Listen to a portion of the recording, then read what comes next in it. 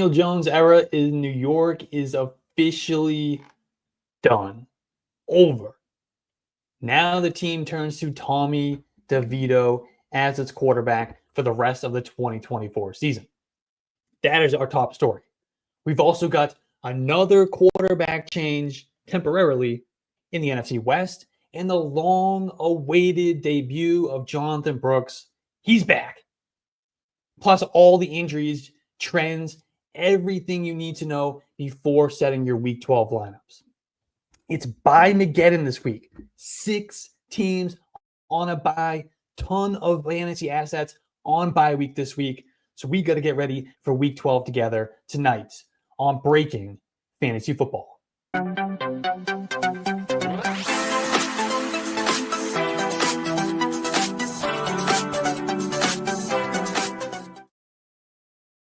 Welcome into Breaking Fantasy Football, part of the Yards Per Fantasy podcast and YouTube network. I am Alex Johnson. And like I said at the top, we are starting with Daniel Jones.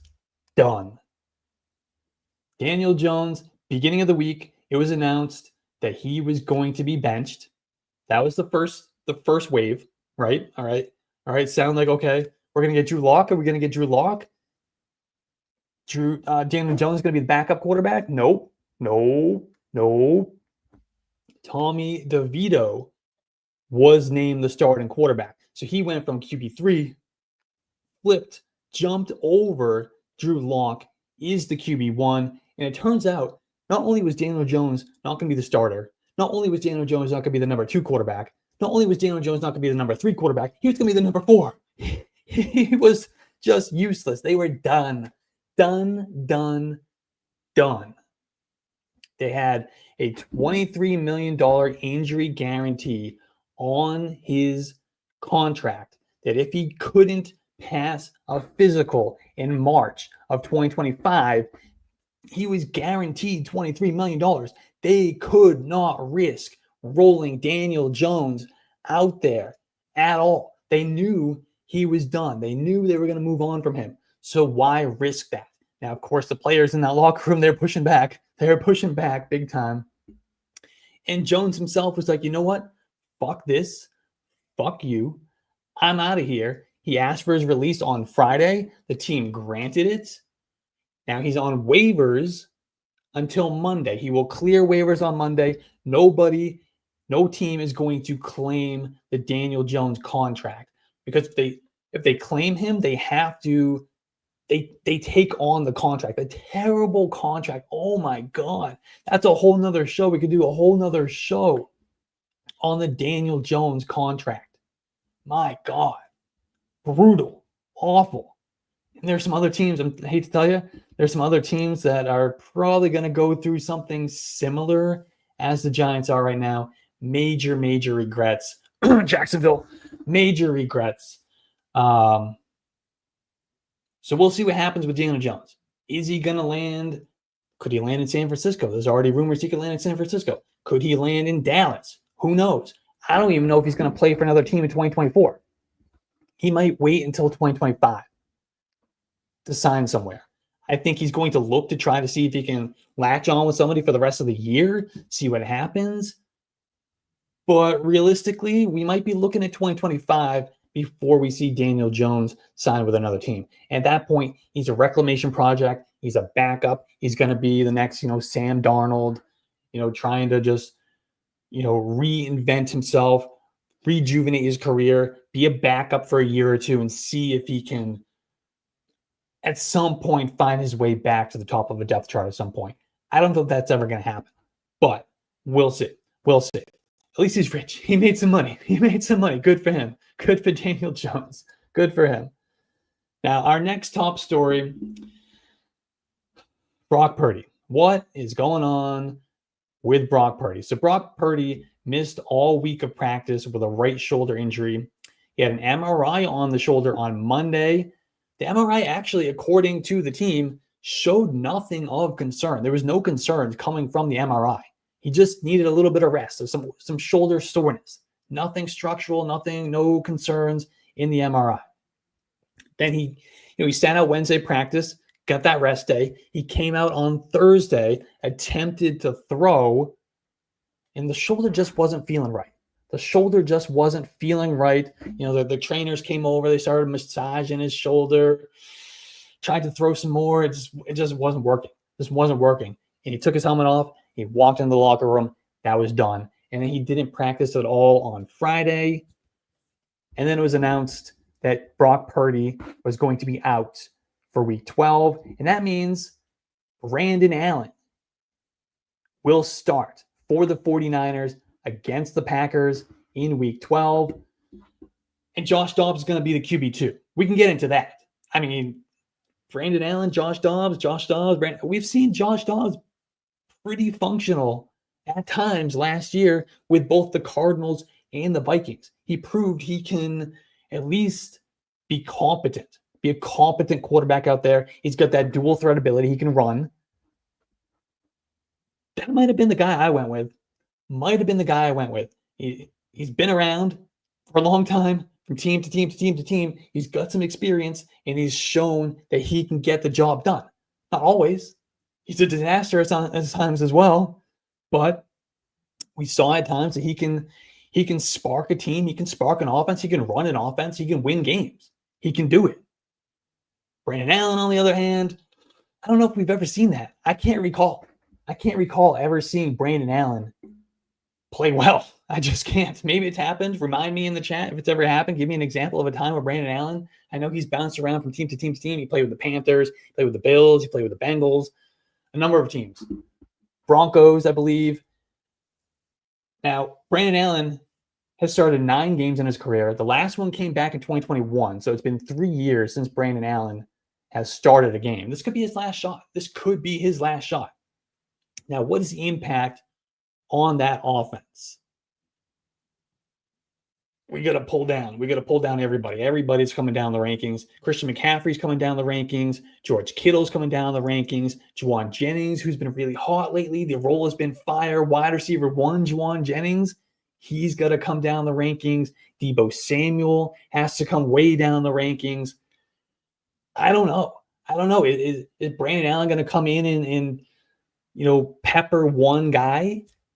Maybe. We see this all the time with these backup quarterbacks. They come in and they could just kind of lock on one guy and just feed that guy, a significant target share. Who is that guy in San Francisco, though? There's a number of guys that could be the guy. Could it be Juwan Jennings, the way it's been going the last few weeks? It could be Juwan Jennings. But now we're also getting George Kittle back. Could it be George Kittle? Deebo?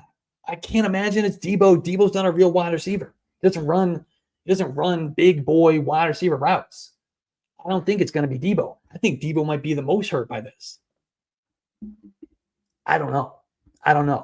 But what I do know is we need to pull all of our San Francisco 49ers down the rankings. We need to temper our expectations on 49ers. If you've been relying on 49ers, I hate to tell you, this might not be the week. Now, I'm not saying that, if you have Christian McCaffrey, you're benching Christian McCaffrey, or you have George Kittle with all these bye weeks, you're benching George. No, I don't think we're doing that. But we get to Juwan Jennings, we get to Deebo Samuel. I'm not saying you bench these guys for, Jalen Coker, but you might want to bench them for Alec Pierce, Quentin Johnston. These are kind of some of these sleeper players this week. I don't know if I could do that. I don't know if I could pull the trigger on that. Still, that's still really fringy. But we start to have a conversation at that point, I think. I think we do. So just buyer beware. On the 49ers. My concern is that this shoulder injury turns into something longer in week 12.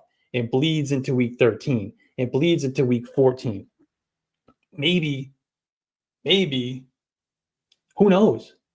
It's his throwing shoulder. Could he be shut down for the year? Could Brock Purdy come out next week and try to throw some more in practice and be like, this shit still hurts? And then they'd be like, you know what? Fuck this.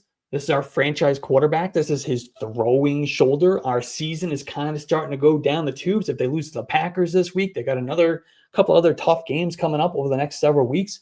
They could shut Brock Purdy down. They could shut him down. I don't anticipate that, but it's in the range of outcomes at this point. That's a fear. That's a fear that I have. It's a real fear. It's a real fear. Those are our top stories tonight. Before we get into the injury report, just do me a favor. Smash that like button. Hit that subscribe button. I already see a few questions coming into the comments. I appreciate those. We're going to get to those at the end of the show. But let's get to the injury report. Injury report now. Because we have Mageddon this week, the injury report is even more important. It's also a little bit smaller. We don't have quite as many significant injuries to worry about right now. I feel like even though we're this deep into the season, these fantasy assets are starting to get a little healthier. They really are. They're starting to get healthier. That includes Sam Laporta. Sam Laporta missed last week with a shoulder injury. You can see him in the far left column that says clear to play. Sam Laporta is back. Sam Laporta is going to play, as is George Kittle. He is back from that hamstring injury. Jalen McMillan is back from his hamstring injury. I'm interested to see how is Jalen McMillan integrated into this offense, especially with Mike Evans coming back. What happens with Jalen McMillan? I still think there's a range of outcomes where Jalen McMillan is good. I do. I think there's a range of outcomes where Jalen McMillan is usable. We'll see what happens. Rashad Bateman, he's an interesting one. He popped up on the injury report on Friday, I believe, with a knee injury. Always very, very concerning when these players pop up during the week with an injury. That means they sustained an injury during practice. However, the good news is he returned to practice in full on Saturday. He is clear. No injury designation for Rashad Bateman. He's going to play on Monday Night Football. I'm going to talk about him on the Off the Bench Sleepers and Streamers show coming up in 1 hour, 9 o'clock on this Yards Per Fantasy YouTube channel. So make sure you are subscribed so you don't miss our Sleepers and Streamers show. We had some huge hits over the last couple of shows. You don't want to miss this week. It's Mageddon. You can't miss the Sleepers and Streamers shows. Everybody needs Sleepers and Streamers in week 12.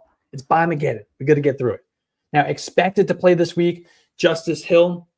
He's technically in concussion protocol, but he practiced in full on Saturday, looking like he is very, very much about to clear concussion protocol. I expect that Justice Hill will be available on Monday Night Football. He's also another intriguing sleeper. That could be a shootout environment. This could be a Justice Hill game for the Ravens. Jonathan Brooks finally making his debut from that knee injury. We're going to talk about him again a little bit deeper in a few minutes. DeAndre Swift is going to play. Ladd McConkey with a shoulder injury, he's going to play. Noah Fant has missed a few weeks, but he is expected to play. He's not fully clear, but he's expected to play, as is Mike Evans. We expect that Mike Evans will return to the field coming off of that significant hamstring injury. Now, up in the air, these are the guys who are kind of these true game time decisions. Adam Thielen with a hamstring injury. I do think he'll be back. It sounds like he will be, but still a little bit up in the air for Adam Thielen. Same with Keenan Allen. Brandon Cooks, up in the air whether or not he's going to return this week or not. And then Malik Neighbors popped up with a groin. I do expect Malik Neighbors will play, but technically he's kind of up in the air at this point. Now, doubtful is Alexander Madison with an ankle injury and Zamir White with a quad injury. And if you notice, these are both of the top two running backs in Las Vegas. Both of them. So that could open the door for some sneaky sleepers like Amir Abdullah, or if you want to go deep, and I like to go deep, Dylan Laube. Dylan Laube, baby. We could get Dylan Laube game this week. I just mentioned the Off the Bench Sleepers and Streamers show coming up in about an hour. I might talk about Dylan Laube as one of my sleepers for week 12. Stay tuned for that. Now, out this week for sure is Miles Sanders with an ankle, Jake Ferguson, concussion, Josh Reynolds, Gabe Davis, who went on IR this week, out for the year with a shoulder injury. Isaiah Pacheco, there was some talk early in the week and even the end of last week that Isaiah Pacheco was actually pretty likely to play in week 12. That's gonna not happen. He is officially out for week 12, which is probably the smart play. They're playing the Panthers. They don't need Isaiah Pacheco. Just give him one more week to get healthy, get fully 100% back from. He broke his leg, guys. He broke his leg this season, and he's returning during the season. That's impressive. That's Isaiah Pacheco for you, baby. That's why we love Isaiah Pacheco here at Yards Per Fantasy. He's a tough dude, but he'll be back probably in week 13. Devonta Smith, hamstring injury, he is out. We talked about Brock Purdy, shoulder injury, he is out. And Tajay Spears has had a rough year, man. He's had a few different injuries. This one is a concussion. He is out. Now, we talked about Jonathan Brooks. Jonathan Brooks is back. He is making his NFL debut this week. We've been waiting. We've been waiting and waiting and waiting and waiting and waiting and waiting and waiting and waiting and waiting and waiting. We've been waiting and waiting and waiting and waiting. The time is here. The time is finally here. Jonathan Brooks is going to step on an NFL field. He's gonna be Chuba Hubbard's backup. Chuba Hubbard's backup. How awesome, right? How exciting. This is exactly what we were waiting for. This is exactly why you were drafting. I wasn't drafting him. I told you not to draft him, but anybody who was drafting him, not anticipating that he was going to return to be Chuba Hubbard's handcuff running back, essentially taking over the Miles Sanders role. Chuba Hubbard has a stranglehold on the RB1 job in Carolina right now. Jonathan Brooks is back at running back, guys. Jonathan Brooks is back at running back. Now, I talked about him. I did a show during the week, title run. I talked about my favorite handcuff running backs. I ranked my top 10 handcuff running backs. Make sure you check that video out after this show. Check it out on the Yards Per Fantasy YouTube channel. Top 10 handcuff running backs.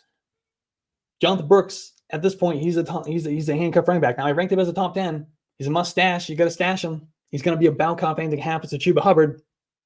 But I don't know. I don't think he's going to be anything more than that. He's going to be a change of pace guy. I'm not starting him. Not this week. That's for sure. If anything happens to Chuba, I love it. We're all up. We're all in. Because, Jonathan Brooks is good, though. He is a good running back. Don't get me wrong. I love Jonathan Brooks. But I love Chuba Hubbard. And the Panthers love Chuba Hubbard. They just paid Chuba Hubbard. But Jonathan Brooks, he was very productive in his one season as a starter at Texas before he tore the ACL. He's an ultra-talented running back. So I'm not trying to talk shit on Jonathan Brooks. He's an ultra-talented running back. But Chuba Hubbard show. Now, if anything does happen to Chuba Hubbard, this is why you need to stash him. Because if anything happens to Chuba, Panthers have a pretty nice fantasy playoff schedule. Jonathan Brooks could be that league winner. That's still in his range of outcomes. If anything happens to Chuba, they play the Cowboys in week 15. They play the Cardinals in week 16. And they play the Buccaneers in the fantasy championship week. So if anything does happen to Chuba Hubbard, your stashing of Jonathan Brooks for the entirety of the season would still pay off. So don't drop him yet. And if he gets dropped in your league, if he comes back and has 4 touches, he has 3 carries for 21 yards, 1 catch for 0 yards this week against a tough Chiefs defense, and somebody in your league who's been stashing him all year drops Jonathan Brooks, you can scoop him up. You can scoop him up and you can stash him. I got a few trends for you this week. I got 3 trends you need to know heading into week 12. Then we'll get to your questions. The first one is the Broncos running back situation. We actually talked about this last week, anticipating the shift from Javonte Williams to Audric Estime. Well, things didn't quite go as anticipated. All indications between the words of the coaches, the usage on the field in the week prior, everything told us that Audric Estime was about to take over the Broncos backfield. And then Sean Payton came in and he pulled that plug. Not so fast. Last week, Devonta Williams played 51.6% of the snaps, and right back to his typical role.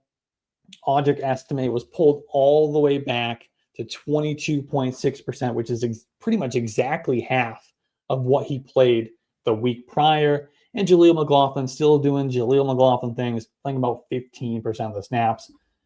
So back to Devonta. I don't even know if we need to stash Audric Estime at this point. You can just to see how things play out, but what really is the upside of Audric Estime? I mean, he's a between the tackles grinder. He runs a 4.7. He's playing in the Broncos offense. He doesn't catch passes. Even if something does happen to Javonte Williams, Jaleel McLaughlin's always going to be there. He's still going to have a role. I just don't know what the ceiling really is for Audric Estime anyway. He's worth stashing, but he's not a must-stash. He's not a must-stash. You can drop Audric Estime if you need to. You can. You have full permission to do it. Now, my second trend, guy I just have a place in my heart for, man. Just have a place in my heart for. I feel like we've talked about him on several of these shows and my other shows. Just all season long, we talk about Rome Odunze. It's going to happen. I still believe in Rome Odunze. It's going to happen. And this is why. Rome Odunze, last week he led the Bears with a 32% target share. That's an elite target share. That's about a third of the targets went to Rome Odunze. He has now led the team in receiving yards in 3 of the 4 games since the bye week.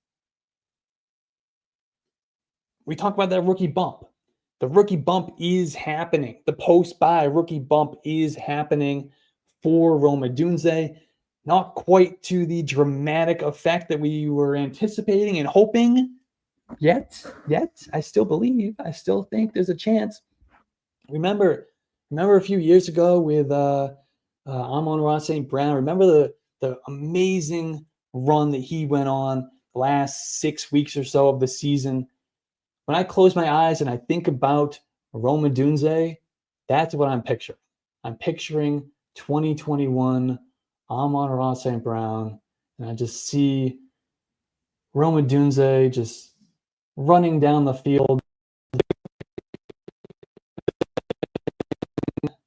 catching touchdown passes, painting his nails along with Caleb Williams, just having a ball together. They're building chemistry, scoring touchdowns, putting up big plays. I can just see it, man.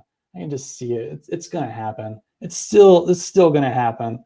Keep Rome Odunze stash, man. We're not giving up yet. It might happen in 2025. But we're not giving up yet in 2024. The last trend I think you need to know before week 12 is Thomas Brown. Thomas Brown is one of us, baby. Thomas Brown is one of us. He is a Roschon Johnson truther. The first game that Thomas Brown came in, took over for Shane Waldron, took over the offensive coordinator job, took over the play calling. Roschon Johnson, all of a sudden, played a season high 42% of the snaps. He carried the ball 10 times, which tied his season high. He was right there in routes and targets and touches with DeAndre Swift. We're getting a shift. We're getting a shift in that Bears backfield. It's happening. Thomas Brown is a Roschon Johnson truther. I love it. Love it. Roschon Johnson is looking like anything happens to DeAndre Swift, man. Roschon Johnson is full bell cow. Roschon Johnson becomes Chase Brown. Chase Brown over the last few weeks, he's had 100% of the running back touches in the Bengals offense for 3 consecutive weeks since Zach Moss went down. If DeAndre Swift were to get injured, that role that Chase Brown is operating in Cincinnati is going to be the same role that Roschon Johnson is operating in Chicago. That's what would happen. That's what happens if DeAndre Swift goes down. I know the schedule is tough. The schedule is tough for the Bears from here on out, pretty much. The fantasy playoff schedule is tough. But that role would be elite. Roschon Johnson has league winner in his range of outcomes. Now, something happens, it has to happen to Swift for that to happen, but it could happen. It could happen. It's not like DeAndre Swift has been the epitome of health throughout his career. We could see something happening. But I do like to, before we get to your questions, I do like to always end these shows with an underdog play. I actually have two for you this week. We have a game stack. You can play both of these and just kind of lean into this game. And like I always tell you, if you have not yet played on Underdog, make sure you download the Underdog app. Use promo code YardsPer. They're not only going to give you a free pick'em, they're also going to give you a beautiful deposit offer of up to $1,000. So make sure you go to Underdog, download the Underdog app, use promo code YardsPer, and you can play David Montgomery over or higher than 56.5 rushing yards against the Colts. So we know this year David Montgomery has been a beast. He's been a touchdown beast, but he's also averaged 59.5 rushing yards per game, playing alongside Jahmyr Gibbs. He's gone over this 56.5 line in 50% of his games. And the Lions should get out to a pretty big lead and probably pretty early on in this game against the Colts. So they're going to lean on the run game. They're going to lean on David Montgomery. This has David Montgomery game script written all over it. The Colts have allowed the fourth most rushing yards to running backs this year. Fire up David Montgomery in your fantasy lineups and play David Montgomery higher than 56.5 rushing yards against the Colts on Underdog. Now, on the other side of this game, so if the Colts are going to be playing from behind, right, then we can play Anthony Richardson higher than 41.5 rushing yards against the Lions. Let's kind of correlate these two plays. This is the best way to maximize your chance of hitting, maximize your chance of all of your pick'ems hitting, is to game stack. Game stack these guys, just like DFS. So you can play Anthony Richardson over 41.5 rushing yards. He's gone over 41 rushing yards in 3 of his 7 games this year. He's had double-digit rush attempts in 2 of the last 3 weeks, or 2 of his last 3 games. Obviously, he didn't play a couple weeks ago because he was benched for a couple weeks. Just benching, not a big deal. But 2 of his last 3 games, including week 10, including week 11, when he ran the ball 10 times. So he's had double-digit rush attempts in 2 of his last 3 games. They're likely going to be trailing for most of the game. They're going to be in comeback mode, which could put this game on the shoulders of Anthony Richardson to make some plays. And I think they're going to let Anthony Richardson be a little bit more of himself, lean a little bit more into his natural instincts, his natural ability to run the football. We saw that last week with those goal line rush attempts. We saw that he ran the ball 10 times last week against the Jets. I think we could get some more of that against the Lions. I think it could happen. They're going to be playing from behind. This could be a nice Anthony Richardson rushing game. Make sure you play those at Underdog Fantasy. Let's grab a couple questions. If you do have any questions, make sure you get them in the chat right now. We're going to go through these pretty quickly. I got another show about 48 minutes from now at 9 o'clock Eastern time right here on the Yards of Fantasy YouTube channel. Me and Sam, we're going to get together. We're going to talk about our sleepers and streamers for week 12. You need these guys this week. You need these guys. It's Bye-Mageddon, 6 teams on a bye. You need the sleepers and streamers. Don't miss that show. We'll get some deep ones for you. We're going deep. We're going deep. All right, let's grab.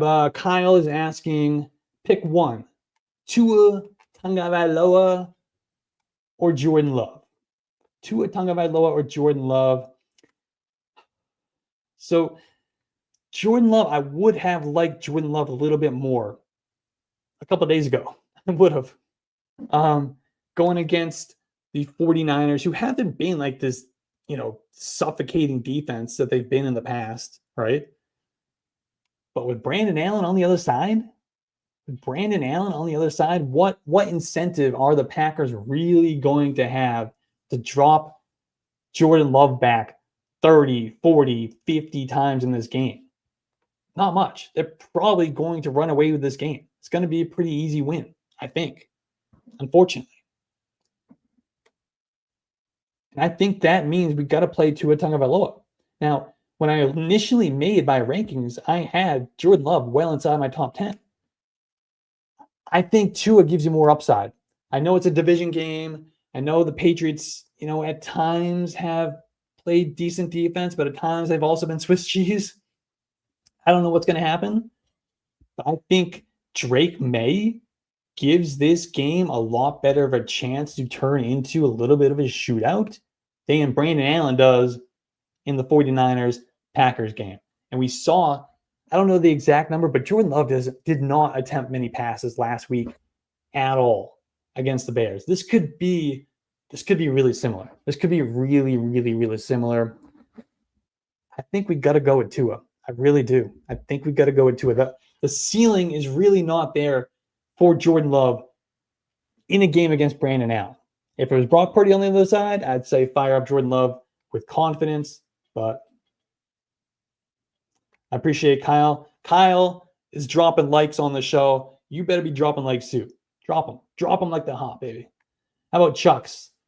Bucky Irving or Ramondre Stevenson in PPR this week? Well, Bucky Irving, this could be a really nice Bucky Irving game going against the Giants. But with that said, we got to go Ramondre. Ramondre, his workload is just way too elite. It's way too elite not to play. Now, if he were elite, if his offensive line was good, if the offense was better, Ramondre would probably be a top 6 or 7 running back in fantasy football right now with the workload that he's getting. But we still got to lean on that elite usage. I have him ranked as my RB14 this week. I do like Bucky Irving. He's also inside my top 24. He's a little bit further down at RB23. I would roll with Bucky Irving. With Ramondre Stevenson. How about this? Richardson or Geno Smith, 4-point passing, 6-point rushing touchdown league. I'm definitely going with Anthony Richardson here. I'm pretty confident that we're going to get a pretty good game from Anthony Richardson. I'm playing him over Geno Smith. That is our show. Like I said, in about 44 minutes, me and Sam are going to fire up another show right here on the Yards for Fantasy YouTube channel. We're going to talk sleepers and streamers. Make sure you hit that like button. Make sure you subscribe to the channel so you don't miss that show. See you guys in about 45 minutes.